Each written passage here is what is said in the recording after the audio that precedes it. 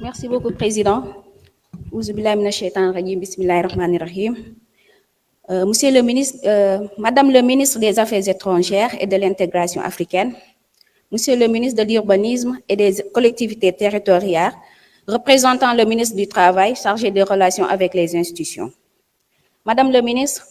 le projet de loi numéro 3/2025 autorise le président de la République du Sénégal à ratifier la convention entre le gouvernement du Sénégal et le gouvernement du Maroc sur l'assistance aux personnes détenues vise à établir un cadre juridique pour le traitement de l'assistance des personnes incarcérées. Cette convention pourrait inclure des dispositions sur les droits des détenus, l'accès aux services juridiques ainsi que des mesures pour garantir le respect de la dignité humaine et des droits fondamentaux. La ratification de cette convention pourrait également renforcer la coopération entre le Sénégal et le Maroc dans le domaine de la justice pénale et promouvoir des standards communs en matière de traitement des détenus. En facilitant l'échange d'informations et le soutien mutuel, cette initiative pourrait contribuer à améliorer les conditions de détention et à favoriser la réhabilitation des individus incarcérés. Madame le ministre, ce projet de loi numéro 3/2025 sur l'assistance des personnes détenues a des avantages aussi. Ces avantages, on peut en citer le renforcement des droits des détenus, c'est-à-dire la Convention peut poser des bases solides pour les droits des personnes incarcérées, garantissant qu'elles bénéficient d'un traitement humain et équitable. Une amélioration des conditions de détention en établissant des normes communes et à améliorer les infrastructures et les conditions de vie dans les prisons, favorisant ainsi la réhabilitation des détenus. Une coopération internationale, elle favorise la collaboration entre le Sénégal et le Maroc, permettant un échange d'expériences, de bonnes pratiques en matière de justice pénale et de gestion des établissements pénitentiaires. Aussi, on peut en noter accès aux services juridiques. Madame le ministre, elle pourrait faciliter l'accès à des conseils juridiques et à des services d'assistance pour les détenus, garantissant qu'ils aient les moyens de défendre leurs droits. Aussi, Madame le ministre, la question que j'aimerais poser, est-ce que cette convention a des inconvénients après la ratification? Si oui, Madame le ministre, ce que je pense dire, la ratification de la convention entre le Sénégal et le Maroc sur l'assistance aux personnes détenues, bien qu'elle représente de nombreux avantages, peut également comporter certains inconvénients. Je peux en citer certains. Une souveraineté judiciaire, inégalité dans les pratiques, coût d'implémentation, dépendance,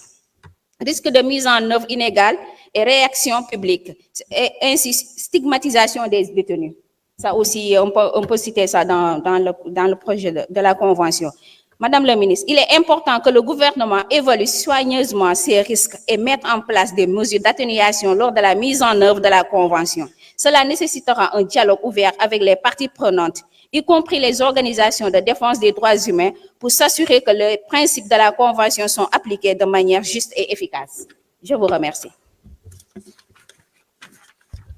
Merci beaucoup, Honorable Fatouba. Honorable Baran Fafana, vous avez la parole. Honorable Mariam Diamanka se prépare. Merci, Monsieur le Président. Madame le ministre, nous sommes Monsieur le ministre de l'Urbanisme. Nous sommes venus ñëpp di leen ñaanal jàmm di ñaanal ñëpp kooru jàmm dal nañu yàlla may fekkee ay koor yu bëri di leen baalu ak tamit yéen tamit ñu nit baal nañ leen ak di wax rek comme ni ngeen ko waxee man damay wax toujours il faut que nit ñi delloo seeni xel buñ demee ba ci weeru koor nit taxaw fii di wax ci président Macky Sall nga xool ci yàlla sax c'est important parce que déjà toog fii di wax ci Macky Sall c'est du peine perdue. Macky Sall rayonnement moom au niveau de l'international tey kenn werantewul loolu parce que adduna bi yëpp tey jii gis nañ ne même le parole de l'Afrique Macky Sall moo ko porté ba nga ko dalee wax ba léegi terewul fu mu war a yegg na fa kon nag bu yaboo nga noppal sa bopp parce que Macky Sall lu muy am na ko ba pare discours yi nga xamante ni moo nekkoon ci mbedd yi nañ ko bàyyi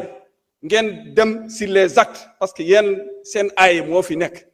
loolu la yàlla dogal tey te dañuy ñaan yàlla na doon lu gën ci Sénégal parce que amuñu feneen fu dul Sénégal te duñu jiggaani feneen jàmm la ñuy ñaan ci réew mi loolu moo ñu war ku fi taxaw loolu nga war a jiital. Madame le ministre concernant li ñu fi tax a ñëw tey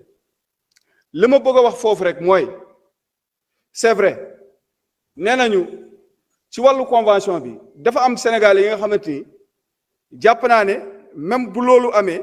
nee nañu sur les détenus 38 personnes ñoo nangu pour ñibbisi fii naa la xamal leen man en tant que député de la diaspora ma nekk si sama deuxième législature li ma la bëgg a xamal la mooy la majorité des Sénégalais des détenus ñi si gën a bëri ci ay tuuma lañ leen tëjee te am na si ñoo xamante ni tuuma yi ñu leen tëjee noonu pour que ñu nangu ñibbi si sax day diis si ñoom li si gën a bëri c'est du viol te viol bi li si gën a bëri ay tuuma kese defuñ ko la majorité te viol ñëpp xam nañ ne boo nekkee bitim réew ñu dégg ne diw dañ koo jàpp si wàllu viol day am problème pour ñibbi si sax si ay mbokkam ndax affaire boobu nu mu tiisee léeg-léeg nit ki day gis téléphone rek nii sa numéro téléphone si téléphone jabaram wala ne la wuy bon li ma gis mooy que ne woo nga sama soxna wala fekk yow sa liggéey moo ko laaj loolu dañ koy vécu mais nag ci wàllu consul yi ñun xam nañu carrément que ne consulat yi lépp lu leen war ñu ngi koy def à travers la diaspora assister les Sénégalais dañ koy def pour toujours mais nag sànq dama dégg fii benn affaire boo xam ne mu jaaxal ma lool wax dëgg yàlla parce que un député dafa am yoo xamante ni xaw ma de si c'est fondé par rapport lu mu wax maanaam au niveau de l'ambassade de l'Italie bu ñu waxee ne dafa am ñoo xamante ni ñu ngi fay defar ay passeport avec 1 million pour di ko defaral ay Gambie ak yooyu loolu lu jar a seetaan la man de wax dëgg yàlla li may wax de si c'est fondé jar na yow nga def ci gestu parce que loolu nag wax dëgg yàlla lu doy waar la parce que nag kii di ministre Aïssata Tall Sall nekkoon na fi ministre affaires étrangères am na des agents yi nga xamante ne ñoo doon nekk dans les consulats ñu am yenn comportement yi ci loolu mu sanctionné leen am benn député bu fi taxaw ne Aïssata Tall Sall da koo def ngir politique et pourtant ces jours-ci nous avons vu les mêmes personnes je peux nommer Pape Mada Ndour et c'est un homme que je connais que je respecte parce qu'il était au Congo on a vécu ensemble pendant 3 ans c'est l'homme que je connais que je respecte très bien mais pourtant limogeage qu'il a eu au niveau du palais on peut pas lui considérer que c'est politique non peut-être il a fauté peut-être il y a quelque chose qu'il a fait peut-être c'est pour cela donc c'est important l'histoire retiendra toujours li fi waay wax bis a ngi si bis yi bis dina ñëw na nit kii xam ne waxoon naa lii kon nag tey jii moom mooy ministre des affaires étrangères bu amee benn agent mu def lu mu warut a def dina teg ci moom lu mu war a teg ci moom loolu c'est tout à fait normal loolu c'est tout à fait normal kon nag man li may wax toujours le Sénégal nous appartient nous tous amuñu feneen fu ñuy dem fu dul fii ci Sénégal suñu réew ñi Sénégalais yi nekk ci Zambie nag ak Angola ñu ngi leen di jaajëfal parce que keroog dañoo jooytoon fii ci wàllu passeport le directeur des Sénégalais de l'extérieur Serif Diop ñoo ngi lay nuyu di la jaajëfal wax dëgg yàlla gis nañu délégation bi fa demoon arrondir ay passeport foofu ci Afrique centrale ñu la ci jaajëfal bu baax di la wax tamit cri de cœur ñi nga xam ne ñoo nekk ci Zambie nekk ci Angola ñooñu tamit loolu mooy seen problème actuellement ni di la ñaan ngeen jàpp ci jërë ngeen jëf. Merci beaucoup honorable Barham Fofana. Honorable député Mariam Diamanka, honorable député Awa Sonko se prépare.